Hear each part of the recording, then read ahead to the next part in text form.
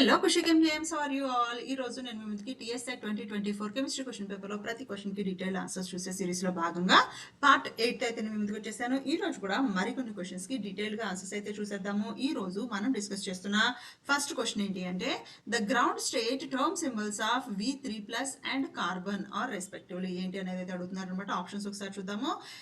3F2 3P2, 3F4 3P0, 3P0 3F2, అలాగే fourth option వచ్చేసి 3F2 and 3P0.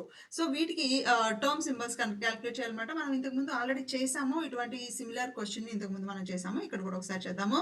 Vanadium కి సంబంధించి +3 ఆక్సిడేషన్ స్టేట్ అనమాట. వెనాడియం కి +3 ఆక్సిడేషన్ స్టేట్ లో దానికి సంబంధించిన ఎలక్ట్రానిక్ కాన్ఫిగరేషన్ మనకి D2 కాన్ఫిగరేషన్ లో ఉంటుంది. 3D2 అనమాట. సో ఈ D2 కాన్ఫిగరేషన్ లో మనకి తెలుసు టర్మ్ సింబల్స్ అంటే ఏం తెలుసు మనకి 2s+1, అలాగే ఎల్ అండ్ జే ఇలా రాయాలి. సో ఎస్ అనేది మనకేంటి స్పిన్ అనమాట. సో 2 ఎలక్ట్రాన్స్ ఉన్నాయి, డీలో 2 ఎలక్ట్రాన్స్ ఉన్నాయి అంటే 1 2 3 4 5 2 ఎలక్ట్రాన్స్ కూడా అన్పేడ్ గా ఉంటాయి. సో స్పిన్ వచ్చేటప్పటికి నాకు 1 అవుతుంది అనమాట. అంటే 2 × 1/2 అవుతుంది. అంటే ఎస్ అనేది నాకు 1, 2s+1 వచ్చేటప్పటికి నాకు ఎంత అవుతుంది 3 అవుతుంది అనమాట. సో నాకు 3 అనేది అవుతుంది. అలాగే ఎల్ వాల్యూ ఎలా వస్తుందంటే మనకి ఎల్ అనేది నాకు 2 ఎలక్ట్రాన్స్ ఉన్నాయి కాబట్టి ఎల్ వాల్యూ నాకు మ్యాగ్నెటిక్ క్వాంటం నంబర్స్ ని నేను యాడ్ చేసుకోవాల్సి ఉంటుంది. డి సబ్షెల్ కి సంబంధించిన మ్యాగ్నెటిక్ క్వాంటం నంబర్ నాకు +3 దగ్గర నుంచి +2 దగ్గర నుంచి వస్తుంది అనమాట. +2 +1 0 -1 -2 అనేది వస్తుంది. అయితే నాకు 2 ఎలక్ట్రాన్స్ ఉన్నాయి కాబట్టి ఓన్లీ +2 అండ్ +1 ని నేను యాడ్ చేసుకోవాల్సి ఉంటుంది. +2 +1 = నాకు +3 అనమాట. అలాగే కాన్ఫిగరేషన్ చెక్ చేసినప్పుడు నాకు 0 ఉన్నప్పుడు టర్మ్ సింబల్ ఎస్ వస్తుంది, ఎల్ వాల్యూ. ఎల్ వాల్యూ 1 ఉన్నప్పుడు నాకు పి వస్తుంది. ఎల్ = 2 ఉన్నప్పుడు నాకు డి క్యాపిటల్ డి వస్తుంది. అలాగే ఎల్ = 3 ఉన్నప్పుడు నాకు ఎఫ్ వస్తుంది అనమాట. సో ఎల్ వాల్యూ నాకు ఇక్కడ 3 వచ్చింది కాబట్టి దీనికి సంబంధించిన టర్మ్ సింబల్ నాకు ఎఫ్ వస్తుంది అనమాట. అలాగే జే వాల్యూ ఎలా వస్తుంది మనకి, ఇది నాకు హాఫ్ ఫీల్డ్ కాన్ఫిగరేషన్ కంటే తక్కువ ఉంది. D2 configuration half field, D5 ఉంటే హాఫ్ ఫీల్డ్ అవుతుంది. D2 కాన్ఫిగరేషన్ అంటే హాఫ్ ఫీల్డ్ కాన్ఫిగరేషన్ కంటే నాకు తక్కువ ఉంది కాబట్టి జే వాల్యూ నాకు mod of L - S అవుతుంది. ఎల్ వాల్యూ ఎంత నాకు 3 మైనస్ ఎస్ వాల్యూ ఎంత నాకు 1 అనమాట. సో నాకు జే వాల్యూ అప్పుడు నాకేమవుతుంది అంటే 2 అవుతుంది అనమాట. అండ్ అంటే నాకు టర్మ్ సింబల్ ఈ మూడింటిని బట్టి నాకేంటి 2s+1 అంటే 3F2, జే వాల్యూ అనేది 2 అవుతుంది. సో నాకు టర్మ్ సింబల్ వచ్చేసి 3F2. సో నాకు either first option or fourth option right answers అవుతాయి. సెకండ్ అండ్ థర్డ్ ఆప్షన్స్ నాకు రైట్ ఆన్సర్స్ అవడానికి పాసిబిలిటీ లేదనమాట. ఇది ఫస్ట్ దానికి అయిపోయింది. నెక్స్ట్ కార్బన్ ఆటమ్ అనమాట. కార్బన్ ఆటమ్ కి సంబంధించిన ఎలక్ట్రానిక్ కాన్ఫిగరేషన్ మనం చెక్ చేసినప్పుడు వ్యాలెన్సీ కాన్ఫిగరేషన్ మనకేమవుతుంది 1s2 2s2 2p2 అవుతుంది. సో 2p2 అన్నప్పుడు మనకి పీలో మనకి సబ్షెల్స్ లైక్ పి ఆర్బిటాల్లో మనకి 3 ఉంటాయి అనమాట. సో 2 ఎలక్ట్రాన్స్ మాత్రమే దీంట్లో ఫిల్ అయి ఉన్నాయి. దీనిలో కూడా ఎస్ వాల్యూ నాకు స్పిన్ అనేది 2 × 1/2, 2 హాఫ్ స్పిన్స్ ఉన్నాయి. సో అంటే ఇది 1. ఇక్కడ కూడా నాకు 2s+1 వాల్యూ అనేది నాకు 3 అయింది. ఎల్ వాల్యూ ఏమవుతుంది నాకు, ఇది పి ఆర్బిటాల్లో ఉంది కాబట్టి పి ఆర్బిటాల్ కి సంబంధించిన మ్యాగ్నెటిక్ క్వాంటం నెంబర్ నాకు +1 0 -1 మాత్రమే ఉంటాయి. సో ఎల్ వాల్యూ వచ్చేప్పటికి నాకు +1 అండ్ 0 అవుతుంది అనమాట. అంటే ఎల్ వాల్యూ నాకు 1. ఎల్ వాల్యూ 1 అయిందంటే నాకు టర్మ్ సింబల్ ఏమవుతుంది పి అవుతుంది అనమాట. సో దీని నుంచి నాకు టర్మ్ సింబల్ పి వస్తుంది. అలాగే జే వాల్యూ ఎలా వస్తుంది నాకు, ఇక్కడ కూడా ఎలక్ట్రాన్స్ అనేవి లెస్ దాన్ హాఫ్ ఫీల్డ్ ఉన్నాయి కాబట్టి జే వాల్యూ నాకు ఎల్ - ఎస్ అవుతుంది. సో ఎల్ వాల్యూ ఎంత నాకు 1 మైనస్ ఎస్ వాల్యూ ఎంత 1. సో జే వాల్యూ నాకు 0 అవుతుంది అనమాట. ఈ డేటా నుంచి నాకు టర్మ్ సింబల్ వచ్చేసి P30.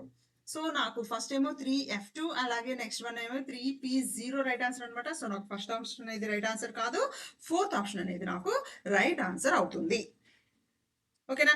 నెక్స్ట్ క్వశ్చన్ చూద్దాం. చూడండి, నెక్స్ట్ క్వశ్చన్ మనకి the ground state term symbol. Okay sorry, next question చూద్దాం. చూడండి, the identify the total symmetric wave function for hydrogen molecule H2 molecule గురించి మాట్లాడుతున్నాము. ఫ్రమ్ ద ఫాలోయింగ్ ఇచ్చిన వాటిల్లో ఏది టోటల్ సిమెట్రిక్ వేవ్ ఫంక్షన్ అవుతుంది అనేది అయితే అడుగుతున్నారు. ఇచ్చిన దానిలో ఆల్ఫా అండ్ బీటా ఏమో స్పిన్స్, అంటే ఒకటేమో ఇది ప్లస్ హాఫ్ స్పిన్ అనుకుంటాము, అలాగే బీటా అనేది మనకి మైనస్ హాఫ్ స్పిన్ అనుకుంటాము. ఎలక్ట్రాన్ 1 అండ్ ఎలక్ట్రాన్ 2 అనేది రెస్పెక్టివ్ గా అనుకుంటాము. To the first and second electrons of hydrogen molecule అనమాట. ఇచ్చిన ఆప్షన్స్ అయితే ఒకసారి చూద్దాము. మనకి వేవ్ ఫంక్షన్స్ ఇచ్చారనమాట. బోత్ సిమెట్రిక్ గా ఉండాలి అంటున్నారు. సో దానికి సంబంధించి ఎలా వస్తుంది, సిమెట్రీ అంటే ఏంటి, ఎలా వస్తుంది అనేది మనం అయితే చూద్దాము. సో ఇక్కడ బ్రాకెట్ లో ఉండాలన్నమాట మల్టిప్లికేషన్. ఇది ఈ 4 ఆప్షన్స్ ఇచ్చారు. ఈ 4 ఆప్షన్స్ లో ఏది టోటల్ సిమెట్రిక్ వేవ్ ఫంక్షన్ అని అడుగుతున్నాడు. సో ముందు మనకి సిమెట్రికల్ వేవ్ ఫంక్షన్ అంటే ఏంటి చూద్దాము. సిమెట్రికల్ మనకి ఎప్పుడైనా సరే 2 ఎలక్ట్రాన్స్, హైడ్రోజన్ కి సంబంధించిన 2 ఎలక్ట్రాన్స్, ఒక్కొక్క హైడ్రోజన్ కి ఒక్కొక్క ఎలక్ట్రాన్ ఉంటుంది. సో ఈ 2 ఎలక్ట్రాన్స్ కూడా మనకి బాండింగ్ లో పార్టిసిపేట్ చేయాలి అంటే అవి రెండింటి మధ్యలో కొంత రిపల్షన్ ఉంటుంది, అలాగే కొంత అట్రాక్షన్ కూడా ఉంటుంది. ఏది రిపల్ అవుతాయి, ఏ కండిషన్ లో రిపల్ అవుతాయి, ఏ కండిషన్ లో అవి ఒకదానితో ఒకటి అట్రాక్ట్ అవుతాయి అనేది మనము వాటి వేవ్ ఫంక్షన్ బట్టి చెప్తామన్నమాట. అవి రెండు సిమెట్రిక్ గా ఉన్నప్పుడు ఎలా ఉంటుంది, అసిమెట్రిక్ గా ఉన్నప్పుడు ఎలా ఉంటుంది అనేది ఒకసారి చూద్దాము. ముందు ఏ బి అనేది 2 లెవెల్స్ అనుకుందాము. ఇవి వేవ్ ఫంక్షన్ గురించి మాట్లాడదాము. మనకి ఎప్పుడైనా సరే wave function, total wave function అనేది మనకు కావాలి అంటే జై టోటల్ అనేది మనకి ఎలా వస్తుంది అంటే 2 డిఫరెంట్ ఫంక్షన్స్ కి సంబంధించిన మల్టిప్లికేషన్ అవుతుంది అనమాట. అదేంటి అంటే స్పేషియల్ వేవ్ ఫంక్షన్, అలాగే మనకి స్పిన్కి, ఈ రెండింటి మల్టిప్లికేషన్ మనకి టోటల్ వేవ్ ఫంక్షన్ అవుతుంది అనమాట. ఓకేనా. సో అయితే ఇది టోటల్ అనేది నాకు సిమెట్రిక్ ఉండాలి అంటే స్పేషియల్ సిమెట్రిక్గా ఉండాలి, అలాగే స్పిన్ కూడా సిమెట్రిక్గా ఉండాలి. స్పేషియల్ సిమెట్రిక్గా ఎప్పుడు ఉంటుంది, మనకి ఎలక్ట్రాన్ అనేది ఒక హైడ్రోజన్లో ఉన్న H1 H2 అని 2 డిఫరెంట్ హైడ్రోజన్స్ కనుక మనం అనుకుంటే, H1లో ఫస్ట్ హైడ్రోజన్లో ఉన్న ఎలక్ట్రాన్ అనేది లెవెల్ ఏలో ఉంటే అప్పుడు దానికి సంబంధించిన ఫంక్షన్ నాకేమవుతుంది, Xy1 అవుతుంది. ఒకవేళ H2 అనేది లెవెల్ బిలో ఉంటే నాకు అదేమవుతుంది, Xyb2 అవుతుంది. ఎందుకని నాకు సెకండ్ బిలో ఉంది కాబట్టి. కానీ ఈ 2 ఫంక్షన్స్ ఉండడం వల్ల నాకు వచ్చే రిజల్టింగ్ ఫంక్షన్ అనేది నాకు ఎలా ఉంటుంది, రిజల్టింగ్ ఫంక్షన్ ఎలా ఉంటుంది అంటే Xy1 అనుకుందాం. ఇది కాసేపు Xy1 will be equal to, or వేరే ఆల్ఫాబెట్ అని పెట్టుకోవచ్చు, Xy1 అనుకుందాం కాసేపు. Xy1 అనేది నాకు ఎలా ఉంటుంది, Xa1 ఇంటూ Xyb2లో ఉంటుంది. అయితే ఇది ఫస్ట్ ఈక్వేషన్ అనుకుంటే మనము, ఇది నేను ఫస్ట్ ఎలక్ట్రాన్ మాత్రమే లెవెల్ ఏలో ఉంది, సెకండ్ హైడ్రోజన్కి సంబంధించిన ఎలక్ట్రాన్ మాత్రమే లెవెల్ బిలో ఉంది అని అనుకోవడానికి లేదు. నాకు అది రివర్స్ కూడా అయి ఉండొచ్చు. అంటే H1 అనేది లెవెల్ బిలో ఉండొచ్చు, H2 అనేది నాకు లెవెల్ ఏలో ఉండొచ్చు. సో అప్పుడు ఏమవుతుంది, నాకు ఇది Xyb అనేది 1 అవుతుంది, Xa అనేది 2 అవుతుంది నాకు. సో ఇది కూడా నాకు దీని సెకండ్ వేవ్ ఫంక్షన్ కనుక నేను అనుకుంటే Xy A అనేది 2లో ఉంది, Xyb అనేది 1లో ఉంది. సో ఇది నాకు సెకండ్ అవుతుంది. సో ఇవి రెండు కూడా నాకు సిమెట్రిక్ ఫంక్షన్స్. ఈ రెండు సిమెట్రిక్ ఫంక్షన్స్ అయినప్పుడు ఇవి రెండు నాకు ఆ ఎలక్ట్రాన్కి సంబంధించిన ఫంక్షన్స్. అయితే నాకు పాసిబిలిటీ అనేది లీనియర్ కాంబినేషన్లో నేను చెప్పగలుగుతాను. లీనియర్ కాంబినేషన్లో చెప్పినప్పుడు నాకు 2 రకాల పాసిబిలిటీస్గా నేను దీన్ని కంబైన్ చేసుకోవచ్చు. ఒకటేమో Xy ప్లస్, ఒకటి Xy మైనస్. Xy ప్లస్ అంటే ఏంటి, సిమెట్రిక్ అనమాట. అంటే అది ఎలా చేంజ్ చేసినా నాకు చేంజ్ అనేది, డిఫరెన్స్ అనేది రాదు. ఎప్పుడు రాదు, నాకు Xy ప్లస్ అనేది Xa1 Xyb2 ఉండొచ్చు, ఆర్ Xa2 Xyb1 ఉండొచ్చు. ఇది నాకు సిమెట్రిక్ ఫంక్షన్. దీనికి యాంటీ సిమెట్రిక్ ఫంక్షన్ ఉంటుంది, అంటే Xy మైనస్ అంటాము, దీన్ని మనం యాంటీ సిమెట్రిక్ అంటాము. ఎందుకంటామో చెప్తా. యాంటీ సిమెట్రిక్ అంటే ఏంటి అంటే Xa1 Xyb2 minus Xa2 Xyb1 అనమాట. సో ఎందుకు ఇది సిమెట్రిక్, ఎందుకు ఇది యాంటీ సిమెట్రిక్ అని చూస్తే, నీకు ఒకవేళ ఈ రెండింటిని ఎక్స్చేంజ్ చేస్తే, నేను ఫస్ట్ ఎలక్ట్రాన్ని సెకండ్ ఎలక్ట్రాన్ని నేను ఎక్స్చేంజ్ చేస్తే నాకు Xy ప్లస్ వాల్యూ అనేది చేంజ్ అవ్వదు, అదే వాల్యూ అనేది నాకు ఉంటుంది అనమాట. అలా కాకుండా ఈ ఈక్వేషన్ నెంబర్ 4 ఏదైతే నేను లేబుల్ చేశానో, ఈ ఈక్వేషన్లో నేను 1 బదులు 2, 2 బదులు 1 పెడితే నాకు ఫంక్షన్ అవుట్కమ్ అనేది చేంజ్ అవుతుంది. అందుకని ఇది నాకు యాంటీసిమెట్రిక్. సో ఇది నాకు స్పేషియల్ ఫంక్షన్ కాబట్టి ఈ స్పేషియల్ ఫంక్షన్లో నాకు సిమెట్రిక్గా కావాలి కాబట్టి నాకు ఉండాల్సిన ఫంక్షన్ ఇది ఉండాలన్నమాట. సో ఇచ్చిన ఆప్షన్స్లో ఈ ఫంక్షన్ ఎక్కడ ఉంది చూడండి, ZA1 ZB2 ZA2 ZB1 రెండు ఎడిషన్లో ఉండాలి. ZA1 ZB2 ZA2 ZB1 అనేది నాకు ఎడిషన్లో ఉన్నాయి. సో నాకు ఏదో first option or second option అనేది రైట్ ఆన్సర్ అవ్వాలి. Third option fourth option right అవడానికి వీల్లేదు. ఎందుకని ఇవి రెండు నాకు యాంటీ సిమెట్రిక్ ఫంక్షన్స్. నన్ను వాడు అడిగింది టోటల్ సిమెట్రిక్ వేవ్ ఫంక్షన్ అడిగాడు కాబట్టి సో నాకు ఏదో ఫస్ట్ ఆర్ సెకండ్ ఆప్షన్స్ మాత్రమే రైట్ ఆన్సర్స్ అవుతాయి. సో స్పెషియల్ ఫంక్షన్ అయిపోయింది. ఇప్పుడు స్పిన్ ఫంక్షన్కి వద్దాం. ఎప్పుడైతే మనం స్పిన్ గురించి మాట్లాడతామో రెండు హైడ్రోజన్ ఆటమ్స్ ఉన్నాయి.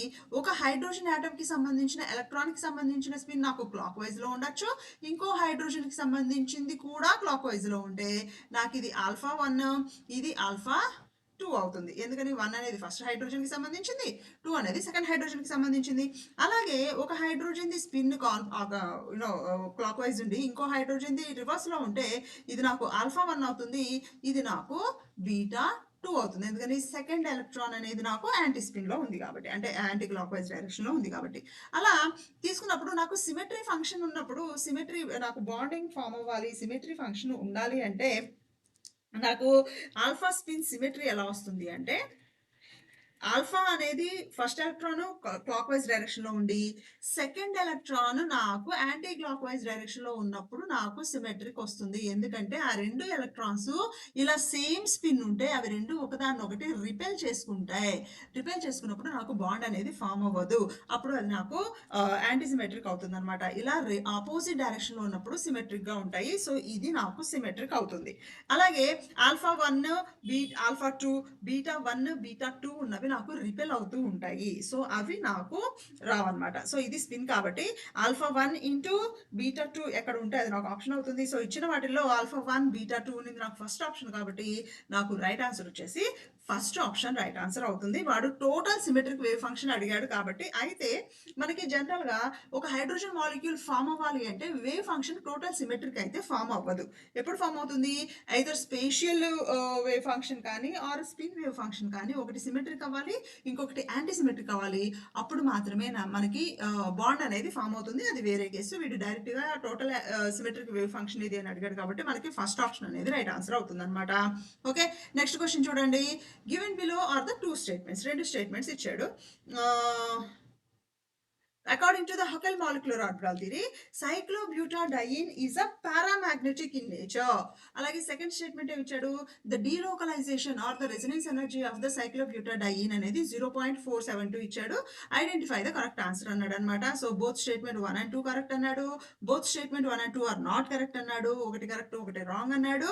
ఒకటి ఫస్ట్ది నాట్ కరెక్ట్, సెకండ్ది కరెక్ట్ అన్నాడు అనమాట. So according to Huckel molecular orbital theory cyclobutadiene is a paramagnetic molecule. ఎందుకు పారామాగ్నెటిక్ మాలిక్యూల్ అంటే మాలిక్యులర్ ఆర్బిటాల్ థియరీలో మనకి సైక్లోబ్యూటాడైన్ అనేది 4 డిఫరెంట్ ఎనర్జీ లెవెల్స్ గా పై ఎలక్ట్రాన్స్ అనేవి డిస్ట్రిబ్యూట్ అయి ఉంటాయి. ఎలా ఉంటాయి 4 డిఫరెంట్ లెవెల్స్ లో అంటే ఫస్ట్ గ్రౌండ్ స్టేట్ లో మనకి α+2 బీటా అనే ఒక ఎనర్జీ లెవెల్ ఉంటుంది. తర్వాత ఆల్ఫా లెవెల్లో 2 ఎలక్ట్రాన్స్ ఉంటాయి. పైన α-2 బీటా అంటే లైక్ బాండింగ్, ఇదేమో బాండింగ్ మాలిక్యులర్ ఆర్బిటాలు, ఇది నాన్ బాండింగ్ మాలిక్యులర్ ఆర్బిటాలు, ఇది యాంటీ బాండింగ్ మాలిక్యులర్ ఆర్బిటాల్ అనమాట. సో దీనిలో ఎలక్ట్రాన్స్ ఎలా ఫిల్ అయి ఉంటాయి? మనం పై ఎలక్ట్రాన్స్ గురించి మాట్లాడతాము. సైక్లోబ్యూటాడైన్ లో నాకు 4 పై ఎలక్ట్రాన్స్ ఉంటాయి. ఈ 4 పై ఎలక్ట్రాన్స్ ఎలా ఉంటాయి? వాటి ఎనర్జీ లెవెల్ ని బట్టి α+2 బీటాలో నాకు 2 ఎలక్ట్రాన్స్ ఉంటాయి. నాన్ బాండింగ్ మాలిక్యులర్ ఆర్బిటాల్లో 2 ఈక్వల్ ఎనర్జీలో ఉన్నాయి కాబట్టి 2 ఎలక్ట్రాన్స్ ప్రెసెంట్ అయి ఉంటాయి.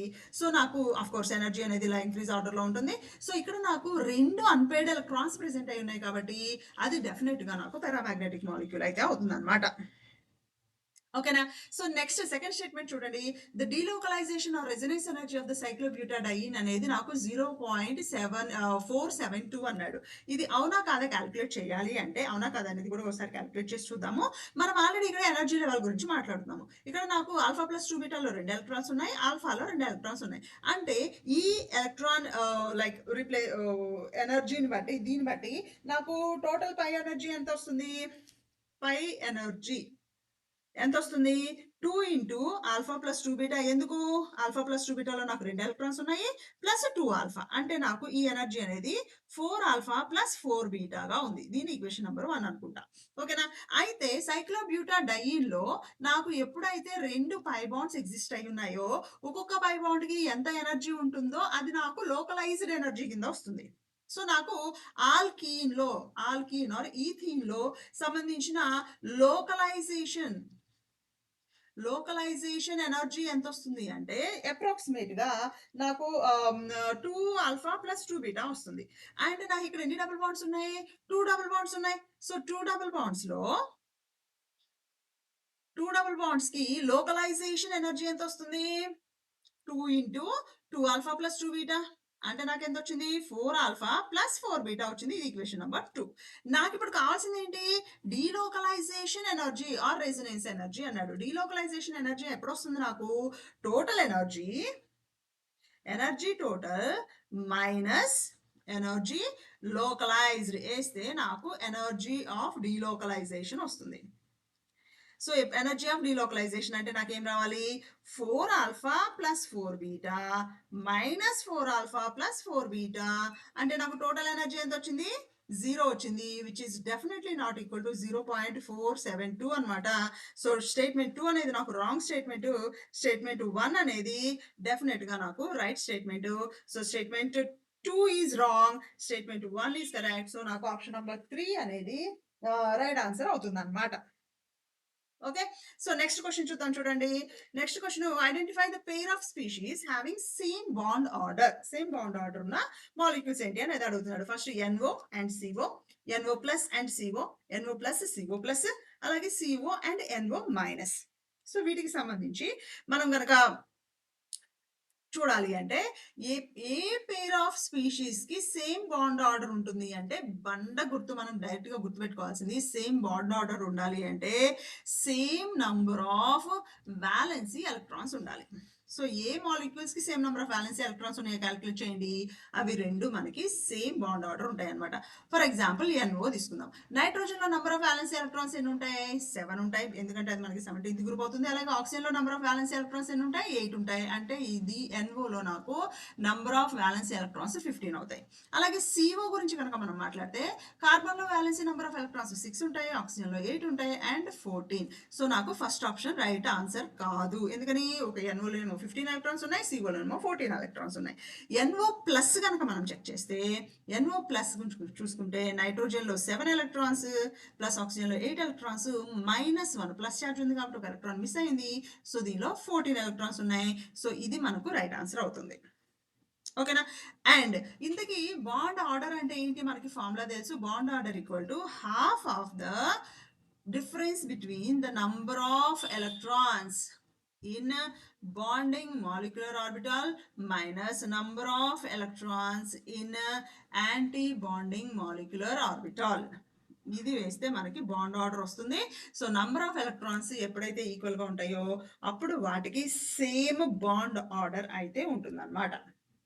ఓకే. సో, ఇలా ఈ క్వెషన్స్‌కి అయితే ఆన్సర్స్ చేయాల్సి ఉంటుంది. ఈ వీడియో మీకు నచ్చితే తప్పకుండా లైక్ చేయండి, షేర్ చేయండి, సబ్స్క్రైబ్ చేయండి. See you all with another informative video. By.